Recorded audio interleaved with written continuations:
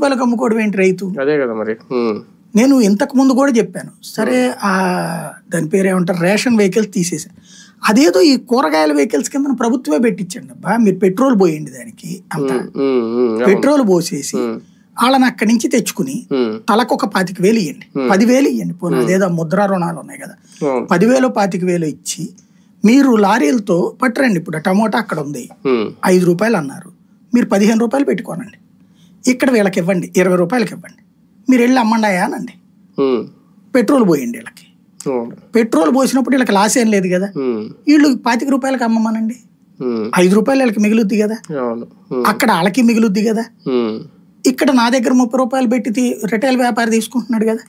అట్లాగే అవసరమైతే ప్రభుత్వం తరపున లారీకి 3 బొమ్మలు పెట్టుకోండి, చంద్రబాబు బొమ్మ, లోకేష్ బొమ్మ, పవన్ కళ్యాణ్ బొమ్మ పెట్టి అవి తీసుకొచ్చి రిటైల్ షాపుల వాళ్ళు ఉంటారు కదా, రోడ్ల మీద అమ్మే బండ్ల వాళ్ళ దగ్గర నుంచి మార్కెట్లో, వాళ్ళందరికీ 15 రూపాయలకి ప్రభుత్వం 20 రూపాయలకి అమ్మండి అని చెప్పి ముందు ఉండే అండి ప్రభుత్వ సంచార రైతు బజార్ అని ఉండే. మరి ఇప్పుడు ఉన్నాయో తెలియదు.